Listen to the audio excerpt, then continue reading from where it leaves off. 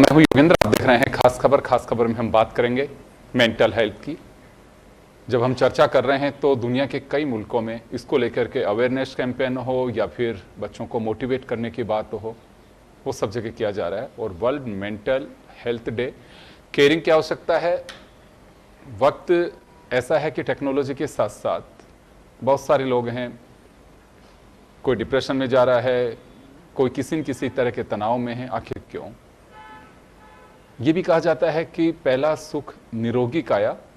उसके अलावा हम किसी भी चिकित्सक के पास में जाते हैं तो कहा जाता है कि स्ट्रेस फ्री रहिए। सबसे बड़ी अगर कोई जड़ है तो आपका मानसिक रूप से किसी तरह का तनाव होना, उसी से सारी चीज़ें होती हैं। आपकी नींद डिस्टर्ब हो सकती है, नींद डिस्टर्ब होगी, आपका खान पान डिस्टर्ब होगा, आपके जो भी शरीर के अंग है उन पर असर पड़ता है।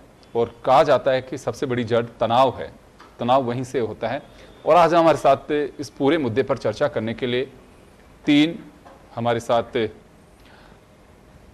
अलग अलग सब्जेक्ट के जानकार हैं, लेकिन तीनों की अगर हम बात करें तो हमारी चर्चा एक बुके के रूप में होगी और एक दूसरे से रिलेवेंट है।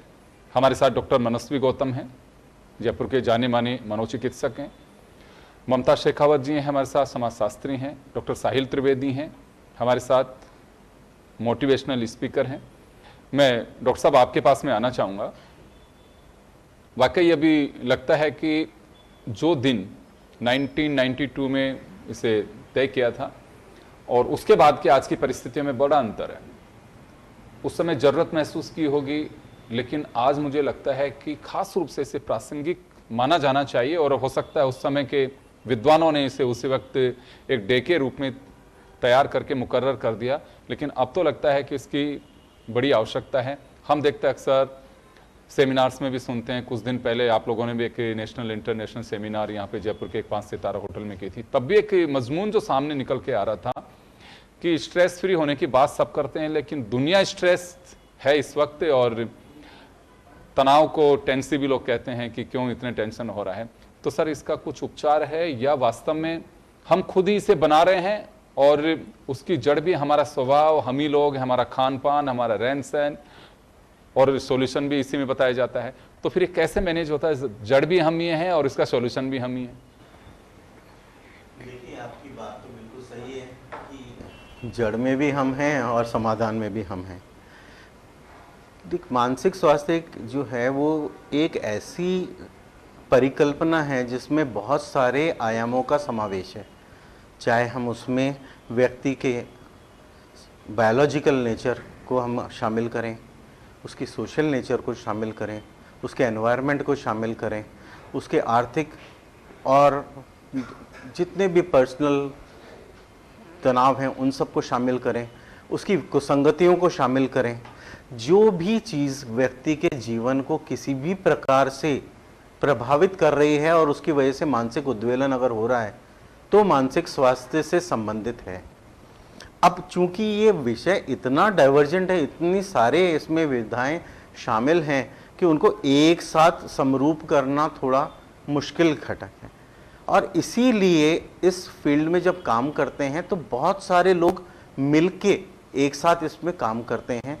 चाहे वो हम साइकियाट्रिस्ट हों, चाहे वो सोशल वर्कर्स हों, चाहे क्लिनिकल साइकोलॉजिस्ट हों, चाहे वो साइकेट्रिक नर्सेज हों, चाहे वो डिफरेंट एनजीओज हों, बहुत सारे लोग अपने अपने स्तर पर किस प्रकार से एक टीम बना करके, क्योंकि ये अगर हम बात करें मानसिक बीमारियों की तो हर 10 में से एक व्यक्ति मानसिक बीमारी से परेशान है आज।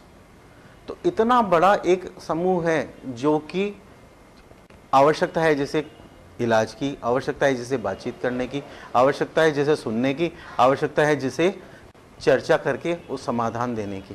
तो एक टीम पूरी की पूरी इसमें इन्वॉल्व होती है और वो सब मिलकर के कार्य करते हैं अलग अलग चीज़ों पे, और उन सब का परिणाम निकलता है उसकी ओवरऑल मेंटल हेल्थ पे। तो इस कारण से चाहे वो नशा से संबंधित हो, चाहे व्यसनों से संबंधित हो, चाहे शारीरिक बीमारियों का मस्तिष्क पे प्रभाव हो, चाहे वो सामाजिक कुरीतियों का प्रभाव हो, चाहे जैसे इस बार की जो थीम है कि promoting mental health at work place, यानी कि जहां आप कार्य कर रहे हैं वहां कार्य करते हुए आपको जो तनाव उत्पन्न होते हैं उनका किस तरह से समावेश हो, तरह से समाधान हो और उस पर चर्चा हो।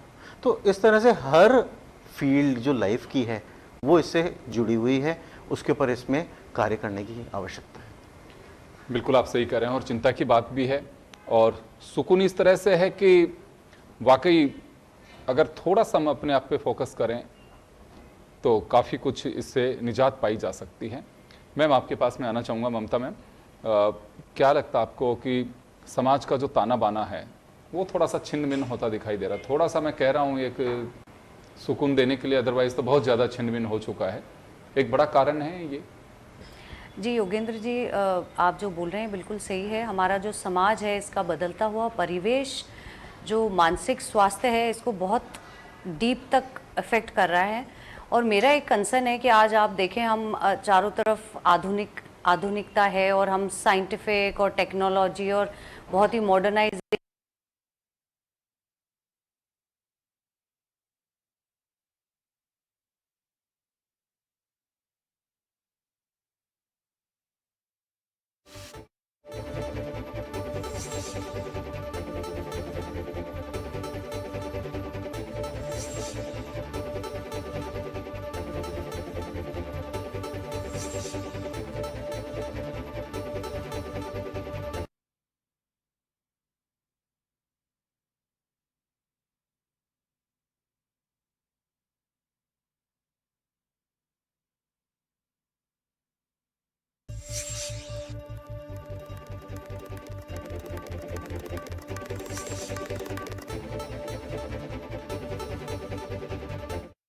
आपने अभी पूछा कि समाज का बदलता हुआ परिवेश इसे किस तरह से प्रभावित कर रहा है।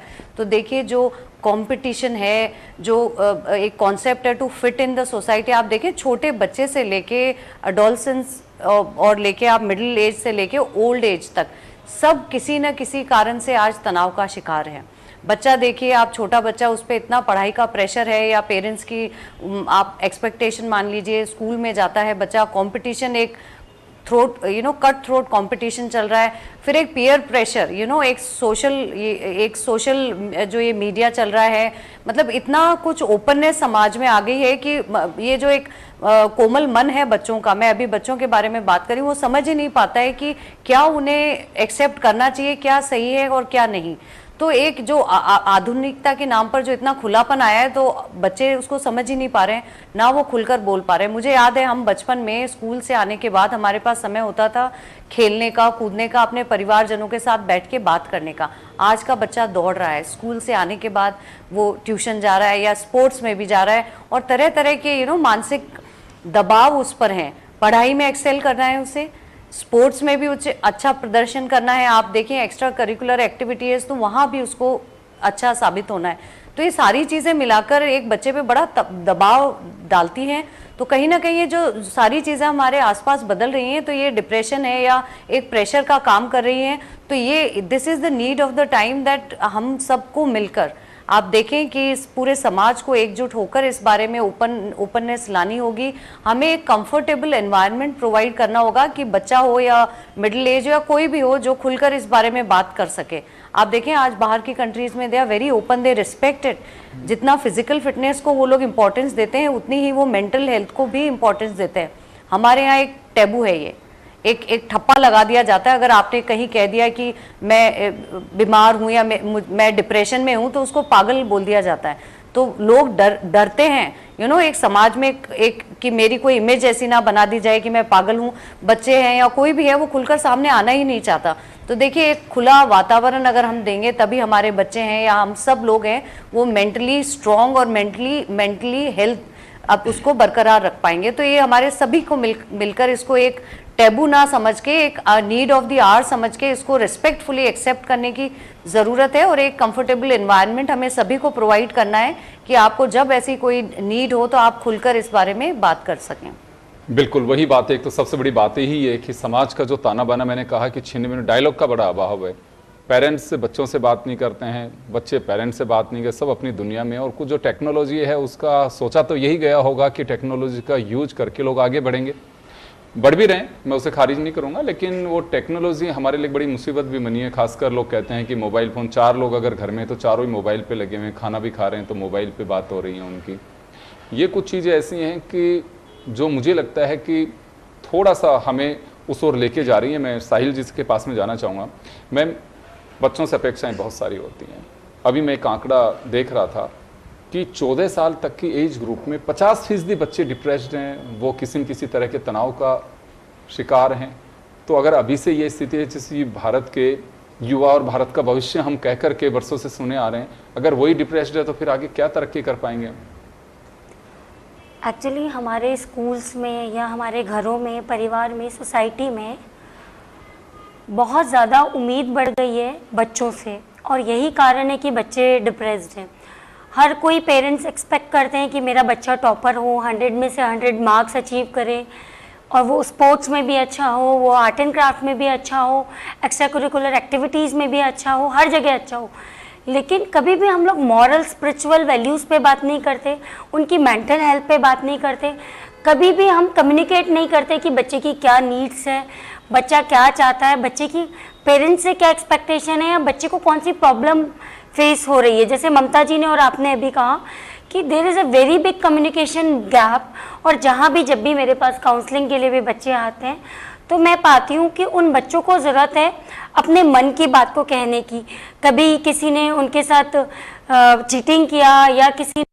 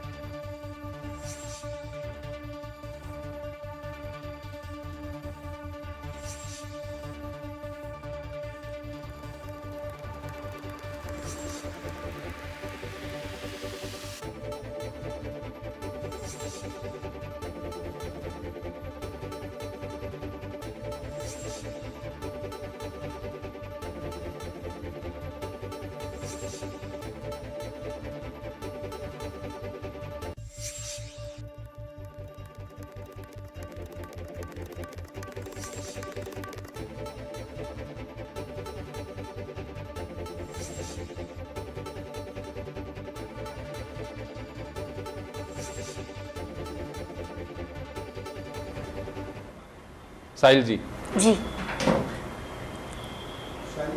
हाँ जी, जो मेरा सवाल है, हाँ जी, साहिल जी मैं आपसे सवाल कर रहा हूँ, वक्त के साथ में चीज़ों को बदलना होगा, नज़रिया बदलना होगा, या हमें हाँ जी। एक ही ट्रैक पकड़ के चलना होगा? देखिए, जैसे अगर अभी हमारे देश में इंडो वेस्टर्न कल्चर आ गया है तो हमें समय के साथ नज़रिया बदलना पड़ेगा। जैसे अभी 3 बच्चे आते हैं, पेरेंट्स और उनके बीच में जनरेशन का गैप बहुत ज़्यादा है। वो जनरेशन गैप हम लोगों ने भी, ममता जी, फेस किया था कि उन पेरेंट्स की और हमारी सोच में थोड़ा सा फर्क था। लेकिन अभी के जो यूथ है और आज के पेरेंट्स हैं, उनमें जनरेशन गैप बहुत ज़्यादा आ गया है। जो काउंसलिंग के लिए यूथ आता है, टीन आता है, तो उनको ये प्रॉब्लम होती है कि उनके पेरेंट्स उनको सुनते नहीं हैं, समझते नहीं हैं। और जब भी आपका बच्चा या आपका यूथ या हमारे देश का भविष्य, चाहे वो बच्चा 5 साल का हो या वो बच्चा 15 साल का हो या 21 साल का, जब तक हम उसे नहीं सुनेंगे, बाहर का कोई व्यक्ति उसे सुनेगा। और जब बाहर का व्यक्ति उसे सुनेगा, ज़रूरी नहीं है कि वो उसे सही सलाह दे एक समाज का अच्छा नागरिक बनने की। ज़रूरी नहीं है कि वो एक सही व्यक्ति के संपर्क में आए। जैसे कि करेला कड़वा होता है लेकिन हमारे शरीर के लिए बहुत लाभदायक होता है, लेकिन चीनी मीठी होती है, लेकिन जितनी ज़्यादा हम खाएंगे वो ज़्यादा नुकसानदायक होती है। वैसे ही जो मीठी चीज़ें हैं जो नुकसानदायक होती हैं, तो वैसे ही जो बाहर के लोग हैं जो गलत चीज़ें सलाह देते हैं, जो नशा पता बच्चों को सिखाते हैं या अल्कोहल सिखाते हैं, सिगरेट सिखाते हैं या ड्रग्स सिखाते हैं, वो बच्चों से मीठा होके बोलते हैं। पेरेंट्स कड़वा होके बोलते हैं, गुस्सा करते हैं, तो बच्चों को बुरा लगता है। ज़रूरी है हम इस जनरेशन गैप को ख़त्म करके 1-on-1 ओपन कम्युनिकेशन करें। पेरेंट्स डेली अपने बच्चों के साथ टाइम स्पेंड करने की कोशिश करें। डेली नहीं तो 15 डेज में या वीकली एक मील साथ में लें। हमेशा मैं बोलती हूँ, try to plan one picnic in a month और a tour in a year, जहाँ की without any generation gap, without any parents के मन के गैप के बीच में, विदाउट एनी गैप के बीच में हो, जहाँ बच्चे भी खुल के अपनी बात कह सकें। पेरेंट्स को ये भी चाहिए बच्चों को ओपन करने के लिए कि अपने बच्चों के, अपने बचपन के कहानी किस्से, अपने स्कूल के कहानी किस्से, अपने दोस्तों के कहानी किस्से अपने बच्चों को सुनाएं। अपने बचपन के, कॉलेज के, स्कूल के दोस्तों से अपने बच्चों को मिलाएं, जो अपने किस्से सुनाएं। उससे बच्चे आपसे थोड़ा ओपन होंगे और अपने मन की हर बात कह पाएंगे। और जब मन ही मन अंदर घुटन नहीं होगी तो वो ब्लास्ट का रूप नहीं लेगी और बड़ा ब्लास्ट नहीं होगा। बिल्कुल आप सही कह रहे हैं कि मैंने वही कहा कि एक डायलॉग का अभाव जो हमारे यहाँ पे हो रहा है वो बदस्तूर जारी रहना चाहिए। डायलॉग नहीं होगा तो आप बात नहीं कर सकते हैं। होते इसी वजह से पहले के लोगों में, राज में, मैं डॉक्टर मनस्वी के पास में जाना चाहूँगा। सर, हमारी लाइफ स्टाइल कुछ इसके लिए जिम्मेदार है और टेक्नोलॉजी का भी एक अपना एक तरीका होता है, लेकिन हम उसका जो दोहन कर पा रहे हैं। मैं भी कुछ पिक्चर्स भी देख रहा था, कुछ रिसर्च भी मैंने कुछ देर पहले पढ़ी कि टेक्नोलॉजी के जो जानकर उन्होंने भी आगाह किया है कि समाज के बदलते परिवेश में इसे सावधान रहने की भी आवश्यकता है। इसके दूसरे रूप भी आ सकते हैं। तो सर, क्या माना जाए कि रोजगार के एक अलग तरह का तनाव, पढ़ाई का अलग है और हर व्यक्ति को मेरिटोरियस रिजल्ट चाहिए, तो हमें कहीं इसमें कंप्रोमाइज करना होगा? देखिए, कंप्रोमाइज नहीं तो एटलीस्ट हम कुछ दूसरे रास्ते निकालें। देखिए, आपके एक ही प्रश्न में बहुत सारे प्रश्न हैं, आपने बहुत सारे चिंता के विषय खोल दिए हैं इसमें। देखिए, पहली चीज़ टेक्नोलॉजिकल एडवांसमेंट। टेक्नोलॉजी एक दुधारी तलवार है, फ़ायदे और नुकसान साथ साथ चल रहे हैं और अक्सर नुकसान बाद में देखे जाते हैं, फ़ायदे पहले देखे जाते हैं और नुकसान भुगते जाते हैं। ठीक है, तो हमें कौन सी चीज़ को लेना है, किसको बढ़ावा देना है और कितना लेना है, इसके लिए अपनी जनरेशन को तैयार करना पड़ेगा। आप इंटरनेट खोलेंगे, आप कोई भी एक टॉपिक सर्च करेंगे, उस पर 5000 रिजल्ट आएंगे, कई बार 25,000 रिजल्ट आएंगे, लेकिन उन 25,000 रिजल्ट्स में से 2 या 4 रिजल्ट्स ऐसे हैं जो आपसे संबंधित हैं। उसको कैसे चूज़ करना है, सही क्या चूज़ करना है, कैसे चूज़ करना है, कितना समय उसको देना है, कितना अपने स्वयं को देना है, इसके ऊपर हमारे को चर्चा करनी पड़ेगी।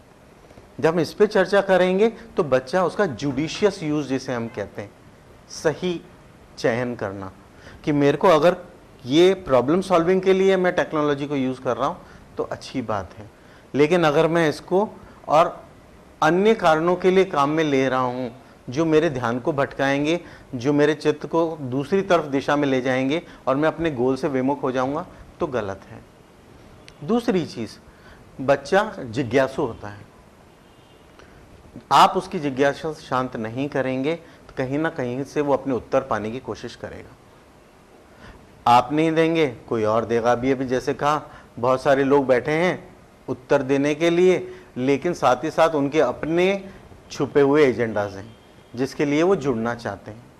तो अगर आप उसके साथ में समय बिता के उसके क्वेश्चंस को आंसर करते हो। आपको लगता है ये साधारण बचकाना सा सवाल पूछ रहा है, कोई बात नहीं, आप भी बचपन में बचकाने सवाल करते थे, लेकिन आपके माता पिता ने उसको महत्व दिया, आपको कभी उपेक्षित नहीं किया या कभी आपको ये नहीं बताया गया क्या मूर्ख सवाल पूछा है तुमने, बल्कि हंस के उसका जवाब दिया, आपको उसके बारे में समझाया और आपको ग्रो करने में हेल्प किया।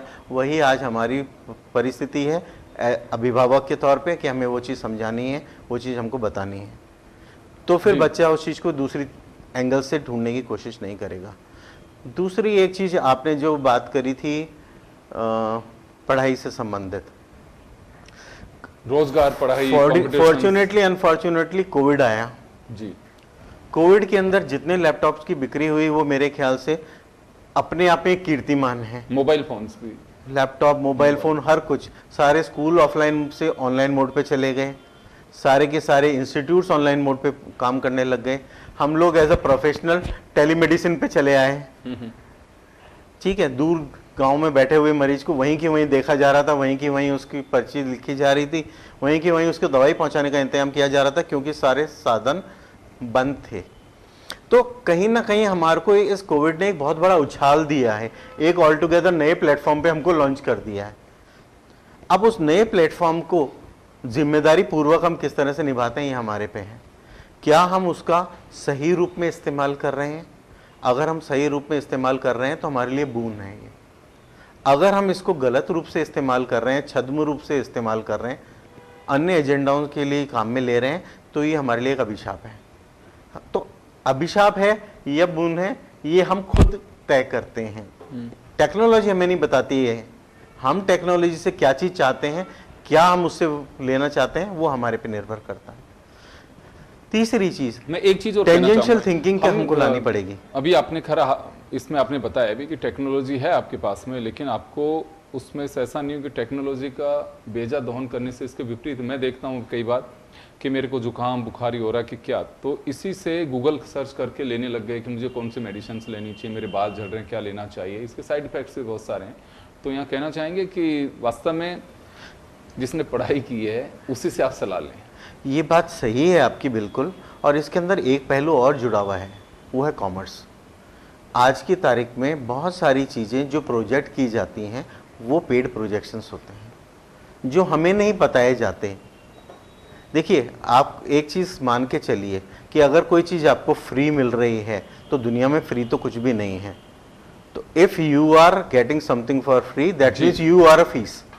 वो आप उसके फीस हैं, वो आपको यूज़ कर रहा है, आपको डाटाबेस को यूज़ कर रहा है, कहीं ना कहीं वो आपको बेच रहा है और उसके बदले में वो आपको एक फ्री की सलाह दे रहा है। तो जैसे फ्री जो शब्द है ना सर, ये इसी के अंदर क्योंकि मेंटल हेल्थ से जुड़ा हुआ है, लेकिन हमें एक सेटिस्फेक्शन देता है। मैं देखता हूँ कि ब्रांडेड स्टोर को होता है कि 3 दिन की स्पेशल सेल, लगता है कोई व्यापारी अपना मुनाफा छोड़ के किसी को प्रॉफिट देगा। सर देखिए, आप अगर कहें तो जो कंपल्सिव शॉपिंग जिसे हम कहते हैं वो हमारे कंपल्सिव डिसऑर्डर्स में आता है। कई लोगों को जो है, महिलाओं को कुछ हद तक उसमें माफ़ है, रिलैक्सेशन है, लेकिन उनके अलावा अतिशयोक्ति में अगर हम कहें तो ये एक बहुत बड़ा प्रलोभन है, एक जाल है जिसमें लोग फंस जाते हैं। बिल्कुल। ममता मैम, आपके पास में आना चाहूँगा क्योंकि हम थोड़ा सा सॉल्यूशन की ओर भी दर्शकों को बताएं कि किया क्या जाना चाहिए।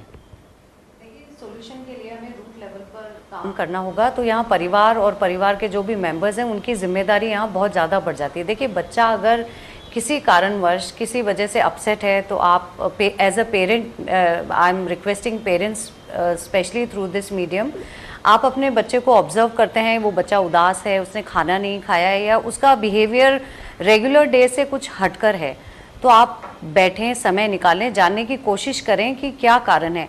अच्छा, ये जब अगर आप जानने की कोशिश करेंगे तो हो सकता है बच्चा 1 बार में या 2 बार में आपसे खुलकर बात ना कर पाए, तो यहाँ आपको एक कंफर्टेबल एनवायरनमेंट बच्चे के लिए, ओपन डायलॉग का स्पेस उसे प्रोवाइड करना पड़ेगा कि वो आपको अपनी सारी परेशानी बताए। यही आजकल का जो टीन है, सबसे ज़्यादा जो मैं देखती हूँ, सबसे ज़्यादा जहाँ मानसिक जो मेंटल हेल्थ इश्यूज आ रहे हैं वो टीनेजर्स को आ रहे हैं, क्योंकि उनके जो उनका एनवायरनमेंट है, जो पीयर प्रेशर है, या आप देखिए ओपननेस जो आ गई है, या कहीं संस्कारों की उनको दुहाई भी दी जाती है, या कंपटीशन देख लें, या अपने जो भी उनके पीयर प्रेशर के पीयर ग्रुप के बच्चे हैं, तो बहुत सारा to fit in, to look good, to prove, मतलब उस बच्चे को सबको प्रूव करना है, पेरेंट्स को प्रूव करना है, स्कूल में अपनी परफॉर्मेंस के लिए प्रूव करना है, अपने फ्रेंड्स के सामने अपने that I am very cool ये भी प्रूव करना है। तो एक अलग ही तरह के दबाव से हमारा यूथ आजकल जो गुजर रहा है। उसके बाद एक स्टेज आती है जहां आप अपनी पढ़ाई कंप्लीट करते हैं और बाद में आप जॉब्स के लिए और तरह के चैलेंजेस के लिए रेडी होते हैं। तो ओवरऑल सोसाइटी में जो चेंजेस आए हैं, तो मेंटल प्रेशर जो है वो बहुत ज़्यादा बढ़ गया है। तो रूट है कि बचपन से ही हम बच्चों को कुछ इस तरह की एक तो ओपननेस प्रोवाइड करें कि बच्चा इतना खुलकर, चाहे वो टीन हो या यूथ हो, कि पेरेंट्स उनकी पहली प्रायोरिटी हो, जहां वो कुछ भी होने पर सबसे पहले अगर वो कॉल करें या बात करें तो वो उनके पेरेंट्स होने चाहिए। और एक हमें ओपननेस लानी पड़ेगी, ये टैबू बिल्कुल भी नहीं होना चाहिए। बच्चे को कंफर्टेबल एनवायरनमेंट देना सबसे बड़ा चैलेंज है। बच्चा आपसे बात तभी करेगा जब आप उसको एक कंफर्टेबल प्लेटफॉर्म देंगे, आप खुलकर बात करने का उसको प्लेटफॉर्म देंगे, तभी वो आपसे बात करेगा। और बात करेगा तो सोल्यूशन अपने आप, क्योंकि बात करना बहुत ज़रूरी है। मेंटल हेल्थ अगर आप चाहते हैं कि बच्चों की सही रहे, हम सभी की सही रहे, तो ओपनली डिस्कशन करना सबसे बड़ा इसका सॉल्यूशन है। मैं दीपिका पादुकोण का यहाँ जिक्र करना चाहूँगी, एक सेलिब्रिटी जो खुद बहुत बड़े डिप्रेशन से दौर से गुजरी और उनमें इतना करेज था कि समाज को अवेयरनेस स्प्रेड करने के लिए उन्होंने अपनी पर्सनल स्टोरी शेयर की। और आई थिंक इसी तरह से सेलिब्रिटीज़ हैं या जो भी हैं, उनको भी खुलकर आगे आकर और इस बारे में अवेयर करना चाहिए कि it's not a disease, it is curable. जैसा हम अगर हाथ में चोट लगी है तो हम उसको ठीक करते हैं, इसी तरह अगर आपके दिमाग में कुछ है तो वो भी, उसका भी इलाज जो है वो पॉसिबल है। It's not sickness, it can be cured. क्योंकि ये जरूरी था कि हम अगर ये तो चर्चा करते हैं कि हाँ इस तरह से ये किसके लक्षण दिखते हैं, लेकिन हाँ वास्तव में होना क्या चाहिए। साहिल मैम आपके पास में आना चाहूँगा मैं। बहुत सारे लोग होते हैं, क्योंकि मैंने जैसे कहा कि मैंने कहीं रिसर्च में कंक्लूजन में देखा कि हम ही इसकी जड़ है और हम इसका सोल्यूशन है। तो वास्तव में हम बात सोल्यूशन की ओर करें तो क्या कुछ किया जाना चाहिए? सर देखिए, दो तरह के रीज़न्स होते हैं। एक तो सोशल रीज़न्स होता है कि समाज को हम फेस नहीं कर पाते, दूसरा हमारा हार्मोनल चेंजेस। हर एज ग्रुप में हार्मोनल चेंजेस होते हैं, हार्मोन्स इम्बैलेंस होते हैं, तो हमें अपने हार्मोन्स को भी सेटिस्फाई करने की ज़रूरत होती है और उनको सेटिस्फाई करने के अलग अलग तरीके होते हैं। ये बहुत लंबा विषय है। सोशल चेंजेस जैसे होते हैं, सबसे पहले तो एक कहावत बहुत पुरानी है कि स्वस्थ शरीर में ही स्वस्थ मन का निवास होता है, ठीक है। तो healthy mind lives in a healthy body. तो सबसे पहले तो हम अपने शरीर को स्वस्थ रखने की कोशिश करें और उसके लिए ज़रूरी है, एक कहावत पुरानी पहले ये भी थी, जैसा खाएगा अन्न वैसा होगा मन। तो आजकल जो हम लोग भोजन कर रहे हैं वो बहुत ज़्यादा एग्रेशन वाला भोजन, 3 प्रकार का मनोविज्ञान के अकॉर्डिंग होता था। पुराने तामसिक भोजन होता है, एक सात्विक भोजन होता है, एक होता है सिर्फ अपन लोग फलाहार वगैरह करते हैं। तो जब हम तामसिक भोजन लेते हैं तो तामसिक भोजन हमेशा एग्रेशन, गुस्सा देगा। और जब भी हम एग्रेशन, गुस्सा करके किसी भी चीज़ से जाके 2 चीज़ें भिड़ेगी और सामने वाला भी एग्रेशन है तो वो ब्लास्ट का ही रूप लेगा। तो अगर हम सोल्यूशन की तरफ आएँ तो सबसे पहले हम भोजन अपना साधारण रखें, सात्विक भोजन रखने की कोशिश करें। अल्कोहल, स्मोकिंग, ड्रग्स, चाय, कॉफ़ी, जो भी एग्रेशन बढ़ाने वाली चीज़ें, ज़्यादा तेल मसाला इवन, जो कि हमारे वैसे भी शरीर के लिए नुकसानदायक है, विभिन्न बीमारियों का कारण भी है। वो सिर्फ मानसिक स्वास्थ्य का नहीं, हमारी शारीरिक बीमारियों का, चाहे वो किडनी से रिलेटेड हो, चाहे वो लीवर से रिलेटेड हो, चाहे वो हार्ट से रिलेटेड हो। तो सबसे पहले हम जितना शुद्ध भोजन, जितना कच्चा भोजन करने की कोशिश करेंगे, जितना सात्विक भोजन करेंगे, जितना जूस, फल और कच्ची सब्जियों पर डिपेंड रहेंगे, उतना हमारा मन शांत रहेगा। दूसरा, एक साधारण दिनचर्या, साधारण जीवन जीने की कोशिश करें। एक नियमित दिनचर्या को फॉलो करें। ब्रह्म मुहूर्त में उठ के हम लोग ओम उच्चार करें। डीप हमारे अंदर से मन को शांति मिलती है, उससे हमारा ब्रेन बहुत रिलैक्स होता है। जो भी कभी बहुत सारे लोग आजकल 99% यूथ मुझसे मिलते हैं, वो कहते हैं हम 8 बजे उठते हैं, 9 बजे, या उनको 8 बजे पहुंचना है तो 7 बजे उठते हैं। तो एक ये बहुत बड़ा कारण है। अगर हम जितने शांत में ब्रह्म मुहूर्त में उठेंगे, थोड़ी देर शांति से अपने आप से बातें करेंगे, तो हमारे मन को बहुत शांति मिलेगी। ओम उच्चारण, मेडिटेशन, योगा, अगर आप सुबह जल्दी उठते हैं 3:30 4 बजे 4:15 बजे, आप अगर पेड़ पौधों के बीच में किसी पार्क में गार्डन में निकलते हैं तो प्रकृति आपसे खुद बातें करती है। पेड़ पौधे, पत्ते, हवा, आसमान, हर चीज बात करता है और आपके हर सवाल का जवाब भी वो देते हैं, प्रकृति जवाब देती है। तो सबसे पहले ब्रह्म मुहूर्त में उठना शुरू करें। दूसरा, एक नियमित दिनचर्या को फॉलो करें। अपना वेट बैलेंस रखें। कुछ लोग क्या करते हैं, वेट को कई बार गए जिम, हम लोग 6 महीने गए, फिर वेट कम हो गया, फिर वापस जिम छोड़ दिया हमने, फिर वापस हमारा उससे और ज़्यादा बढ़ गया। तो अपना फिजिकल वेट भी बैलेंस रखने की कोशिश करें। जब शरीर स्वस्थ रहेगा तो हमारा मन अपने आप स्वस्थ रहेगा। तीसरा, किसी भी चीज़ को बहुत ज़्यादा सोचे नहीं। हमारे जीवन की समस्याओं को दिन के बाद रात की तरह, जैसे अपन रोड पे चलते हैं, स्पीड ब्रेकर्स भी आते हैं तो गड्ढे भी आते हैं तो स्मूथ रोड भी आती है। तो ये सोचें कि हमारे जीवन की जितनी भी समस्याएं हैं वो गड्ढे या स्पीड ब्रेकर्स की तरह हैं, या अमावस जैसे आती है पूनम के बाद तो अमावस की तरह। तो अंधेरी रात पे या हम लोग रात को बैठ के दुख नहीं मनाते कि रात आ गई तो अब हम उसको सो के शांत रह के काटते हैं। वैसे ही जीवन की समस्याओं को भी शांत रह के काटें। दुनिया में ऐसा कोई व्यक्ति नहीं है जिसके जीवन में समस्याएं ही नहीं हो, चाहे वो कितना भी पूंजीपति हो। इवन अगर हम अपने पास को पढ़ें और शास्त्रों को पढ़ें तो ईश्वर के जीवन में भी समस्याएं आई है और समस्याओं का सामना हम सभी को करना पड़ता है। तो शांत रहें, नियमित दिनचर्या का पालन करें, योगा मेडिटेशन करें, ब्रह्म मुहूर्त में उठें और एक सात्विक भोजन करने की कोशिश करें। कोई भी गलत शौक ना पालें, जैसे कि अल्कोहल हो गया, ड्रग्स हो गया, स्मोकिंग हो गया, जो कि आजकल यूथ में बहुत कॉमन हो चुका है। वो छोड़ना भी चाहते हैं तो एक बार एडिक्शन होने के बाद छोड़ नहीं पाते हैं।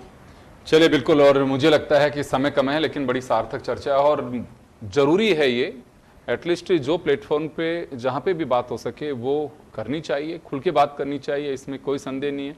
एक चीज़ के पीछे आप मत दौड़िए। और सबसे बड़ी बात, आपको जब मालूम है कि मेरे डायबिटीज हो रही है, मैं मीठा खाऊंगा तो डायबिटीज का रूप और विकराल हो गया, यानी कि डायबिटीज आपकी और बढ़ेगी। तो कोशिश करिए, हालांकि मानव स्वभाव है, हम सभी एक दूसरे को सीख देते हैं। जिस चीज़ से आपको डिप्रेशन होता है, तनाव होता है, उन चीज़ों से बचने की कोशिश करिए। चाहे रास्ता हो, चाहे कोई चर्चा हो, या कुछ भी ऐसे लोग हों जिनको मिलने से ही आपको एंजाइटी फील होती है, तो मत करिए उनसे मुलाकात, दूर से नमस्कार कर लीजिए, दोस्त नए तलाशिए। तो कुछ ऐसी चीज़ें होती हैं। और पेरेंट्स के लिए भी कि आप वो हिस्सा बच्चों को मत बनाइए जिसकी वजह से आप तनाव में आएँ और बच्चे भी तनाव में आएँ। कोशिश करिए कि हम सब लोग एक सुकून और अच्छे पल के साथ में आगे बढ़ें। कोई ज़्यादा कमा सकता है, कोई कम कमा सकता है, क्योंकि अभी जो रिसर्च में जो चीज़ें सामने आ रही हैं, मैक्सिमम केसेज रोजगार, पेरेंट्स की अपेक्षाएं, बच्चों पे पढ़ाई का बोझ, तो ये कुछ ऐसी पॉलिसीज़ हैं जिनको लेकर के हमें प्रिपेयर होना पड़ेगा और काम उसी तरह से करना हो। गवर्नमेंट्स को भी चाहिए कि कंटिन्यू इस तरह की कॉन्फ्रेंसेज हों या फिर कुछ ऐसा सिस्टम डेवलप करना चाहिए बच्चों की समय के साथ में। हमारे होता क्या है कि किसी ने सुसाइड किया, कोटा में कोचिंग स्टूडेंट ने सुसाइड किया, 4 दिन अखबार में आती हैं, एक्शन में सारा एडमिनिस्ट्रेशन गवर्नमेंट आती है, उसके बाद में वो ढक के 3 पात, कोई लेना देना नहीं होता। तब तो हम फटाफट करें, कंटिन्यू प्रोसेस में रखना चाहिए और एक हमें हिस्सा बना लेना चाहिए एक लाइफस्टाइल का या एजुकेशन का कि हाँ, इस तरह की चर्चाएं मैंडेटरी हैं। आप सभी का बहुत बहुत शुक्रिया। खास खबर में इतना ही, दीजिए इजाज़त, नमस्कार।